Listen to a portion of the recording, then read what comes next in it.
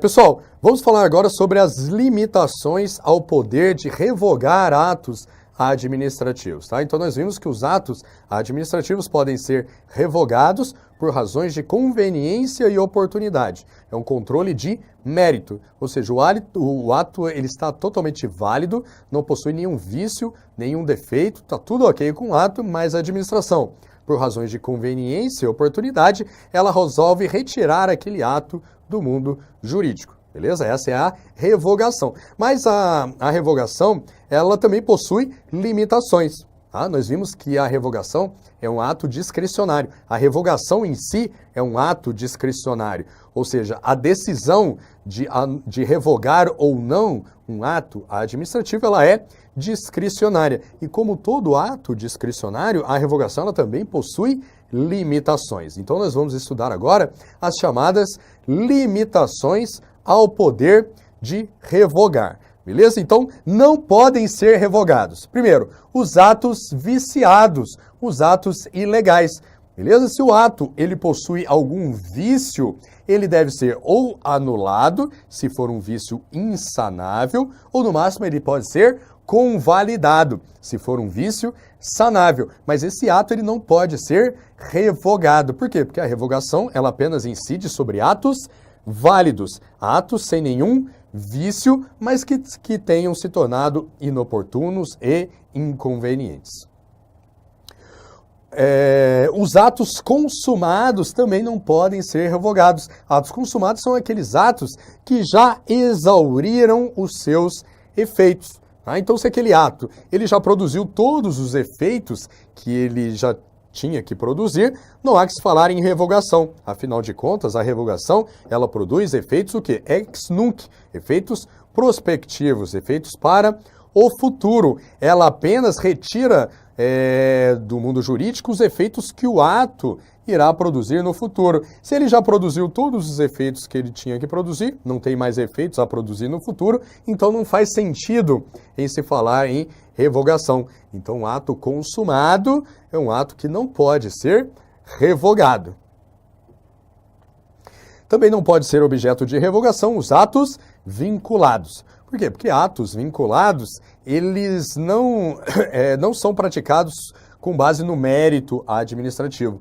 Os atos vinculados, eles são praticados em conformidade com a lei. O agente público ele não possui nenhuma margem de liberdade para praticar atos vinculados. Então não há como se fazer um controle de mérito sobre esses atos. Então a revogação, ela não incide sobre atos vinculados. Revogação somente pode ser de atos discricionários. Atos vinculados não podem ser revogados. Apenas atos discricionários é que podem ser revogados.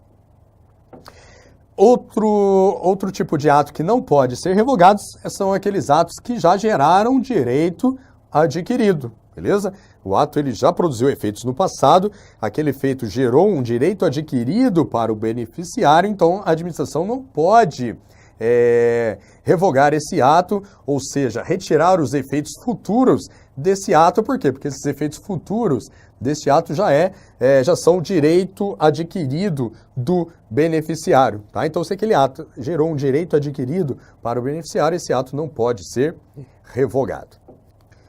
Atos que integram um procedimento após a prática do ato seguinte também não pode ser revogados. Por quê? Porque incide aqui a chamada preclusão administrativa. O que é um procedimento administrativo? É uma sequência de atos, né? Uma sequência de atos, um após o outro, que vai resultar lá na prática de um ato final. O exemplo clássico aqui é a licitação. A licitação é um procedimento administrativo que vai resultar lá no final, na declaração do vencedor e na assinatura do contrato. Então, inicia ali com a constituição da comissão de licitação, depois a publicação do edital, o recebimento das propostas, julgamento, habilitação. Então, é uma sequência de atos. Beleza? Então, se foi praticado um ato seguinte do procedimento, o ato anterior, ele não pode mais ser revogado. Por exemplo, se lá na licitação o contrato já foi assinado, então a administração não pode revogar a licitação, né? Não pode revogar o ato anterior, porque gera a chamada preclusão administrativa. Tá? Então, a prática do ato posterior do procedimento impede a revogação do ato anterior. Isso é chamado de preclusão administrativa. Tá ok? Também não pode ocorrer a revogação de um ato quando exaurir a competência em relação ao objeto daquele ato. Olha só, imagine lá uma autoridade que aplicou uma suspensão a um servidor. Ela praticou a suspensão, o servidor está lá cumprindo a suspensão, mas ele não concordou com a suspensão e vai entrar com um recurso hierárquico contra esse ato de suspensão. O recurso hierárquico, aí ele já é de competência de uma autoridade superior. Daí quando o servidor ele entrou com um recurso hierárquico, exauriu a competência daquela autoridade que aplicou a suspensão. Então, aí daí ela não pode mais revogar aquela suspensão, beleza? Porque exauriu a sua competência em relação àquele ato.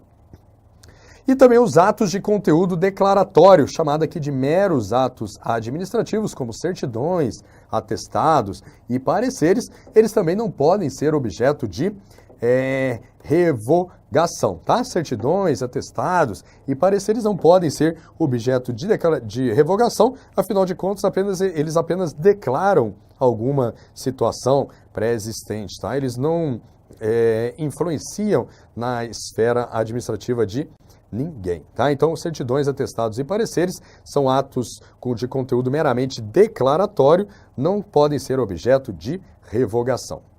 Vamos ver aqui uma questãozinha de prova em que esse assunto foi cobrado. Manuel, um servidor público e chefe de determinada repartição, emitiu certidão de dados funcionais a seu subordinado, o servidor Pedro.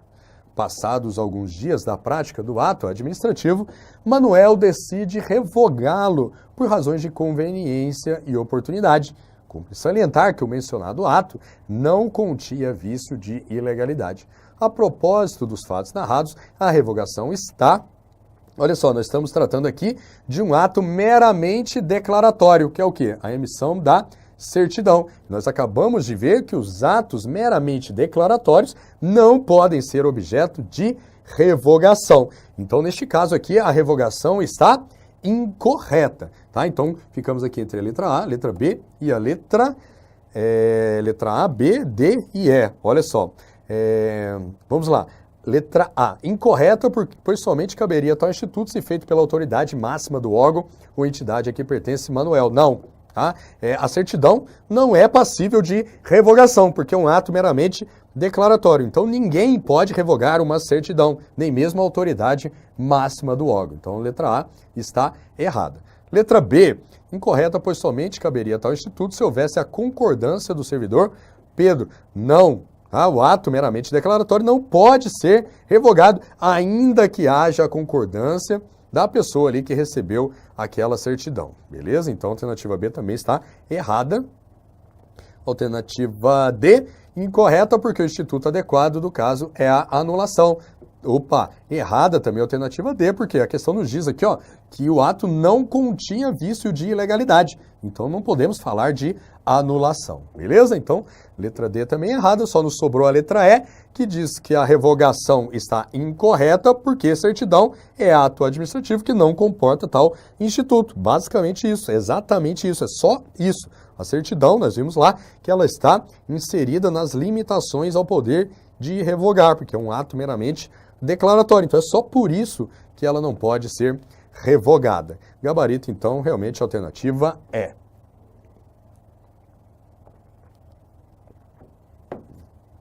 Mais uma questão.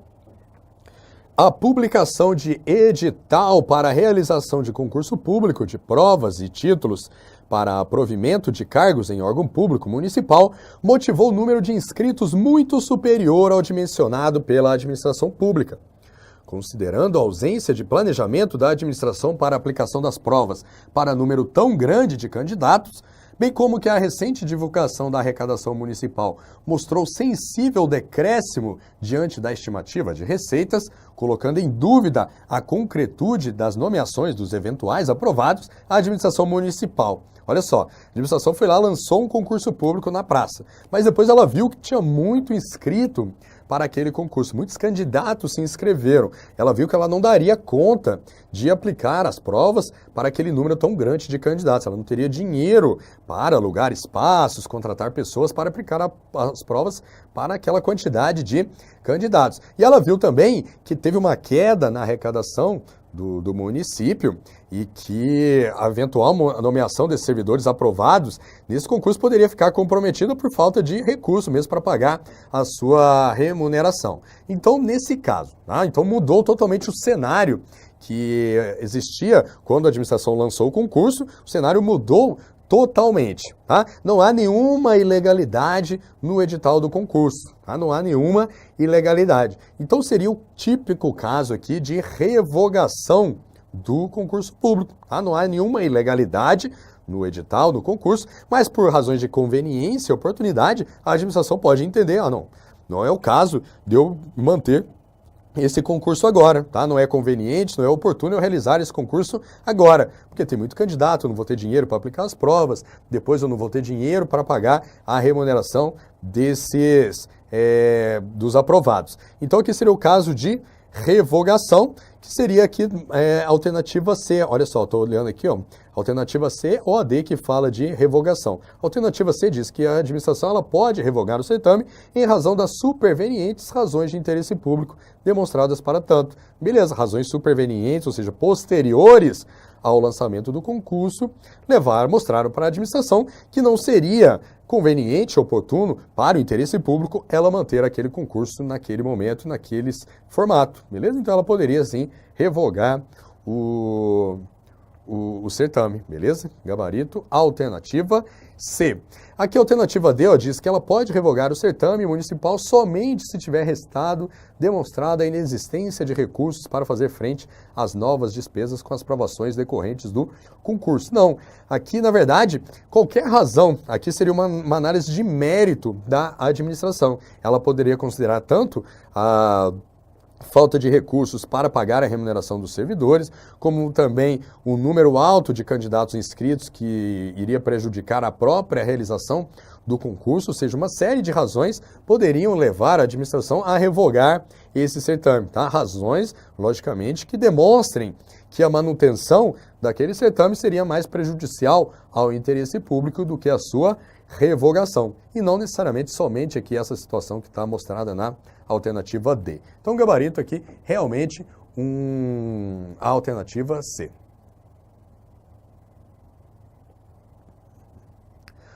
Agora vamos falar sobre os requisitos para a convalidação. A administração, nós vimos aí que a convalidação é quando a administração ela corrige aquele ato que possui um defeito sanável. Ao invés de anular aquele ato que possui um vício, se for um vício sanável, tá? Vício sanável quais são? Lembrando?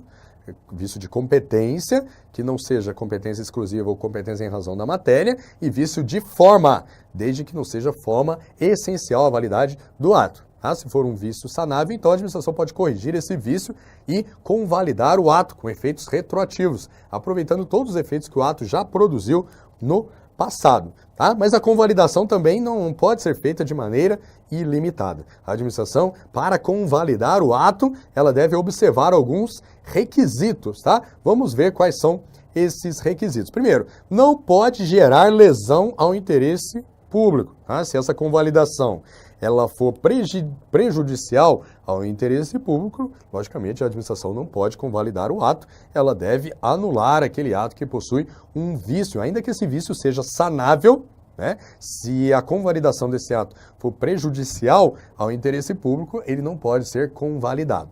A convalidação também não pode gerar prejuízo a terceiros. Então imagine um ato que foi praticado com um vício sanável, mas esse ato está gerando prejuízo a terceiros. Então, nesse caso, a administração não pode convalidar este ato, ainda que ele possua um vício sanável, a administração deve o quê? Promover a sua anulação. Por quê? Porque ele está gerando prejuízo a terceiros. Outro requisito para a convalidação é tratar-se de um vício sanável. É um requisito básico aí para a convalidação, que ela deve incidir apenas sobre vício de competência em relação à pessoa e não sobre a matéria, e também não competência exclusiva. E o vício sanável de forma, que desde que não seja forma essencial, tá? Então, se for uma forma essencial, se for um vício de forma e essa forma for essencial à validade do ato, então o ato não pode ser convalidado, ele deve ser anulado. Igualmente, se for um vício de competência e a competência para a prática daquele ato era uma competência exclusiva de determinada autoridade e determinado órgão, né, e foi praticado por uma outra autoridade ou outro órgão, então esse ato não pode ser convalidado, deve ser anulado, porque tratava-se de competência exclusiva, ok? Então esses aqui são os requisitos da convalidação. Nós temos ainda algumas limitações ao poder de convalidar. Primeiro, a administração não pode convalidar um ato se houve impugnação do interessado, expressamente ou por resistência quanto ao cumprimento dos efeitos. Nós vimos lá que um dos requisitos para a convalidação é ela não provocar prejuízo a terceiros. Então, se a administração ela praticou um ato administrativo com um vício sanável e o interessado, né, uma pessoa que foi atingida ali de alguma forma por esse ato, ela impugnar esse ato, né, porque ele está lhe provocando algum prejuízo, tá? Impugnar expressamente ou resistindo a cumprir aquele ato, porque aquele ato vai lhe causar algum prejuízo. Então, se houver essa impugnação do interessado, a administração não pode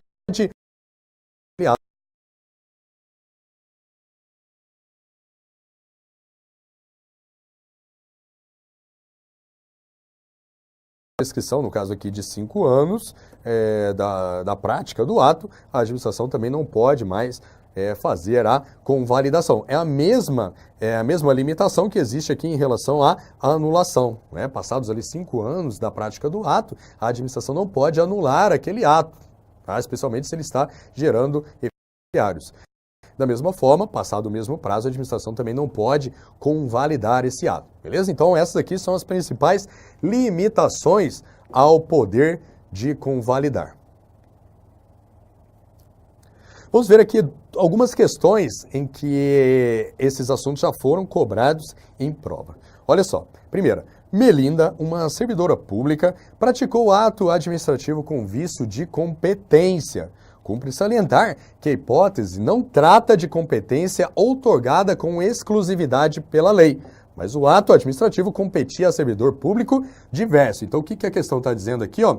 Que não se tratava de um vício de competência exclusiva. Era um vício de competência, mas não era uma competência exclusiva. Então, era um vício de competência sanável, passível de convalidação. A banca deixou bem claro isso aqui na questão. Quando ela afirma que não é uma competência outorgada com exclusividade pela lei, ela está querendo nos dizer que aquele vício de competência é um vício sanável, beleza? Mas olha só, em razão do ocorrido, determinado particular impugnou expressamente o ato em razão do vício de competência. Ou seja, esse ato que foi praticado com vício de competência, ele causou um prejuízo aí a esse particular que o levou a impugnar esse ato.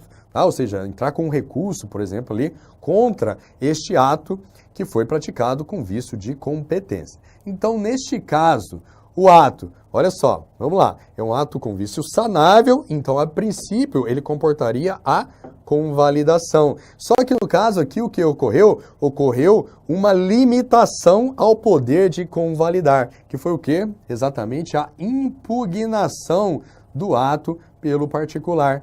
Então, neste caso, o ato, ele não comporta a convalidação. Apesar de ser um ato praticado com vício sanável, que a princípio comportaria a convalidação, só que pelo fato desse ato ter sido impugnado pelo interessado, incidiu aí, no caso, uma limitação ao poder de convalidar. Essa impugnação feita pelo particular, ela impede a convalidação do ato. Olha só, então o gabarito aqui é a letra C. Beleza? Então, se o candidato aí que está resolvendo essa prova, ele não soubesse aí esse detalhe, essa limitação ao poder de convalidar, ele seria levado a marcar a alternativa B. Olha só, a alternativa B está dizendo que o ato ele comportaria convalidação, o candidato ia ver, não, é um vício de competência sanável no caso, porque não é competência exclusiva, também não é competência quanto à matéria, e a convalidação, ela produz efeitos ex tunc. Isso aqui é o que todo mundo sabe. Aí o candidato ia marcar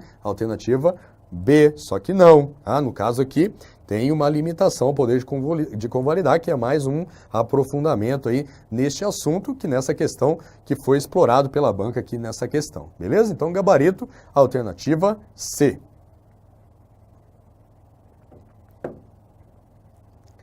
Mais uma questão, é uma questão bem parecida com a anterior, só que nesse caso aqui parece que foi outro examinador que fez a questão, tá? Vamos dar uma olhada aqui na questão, olha só.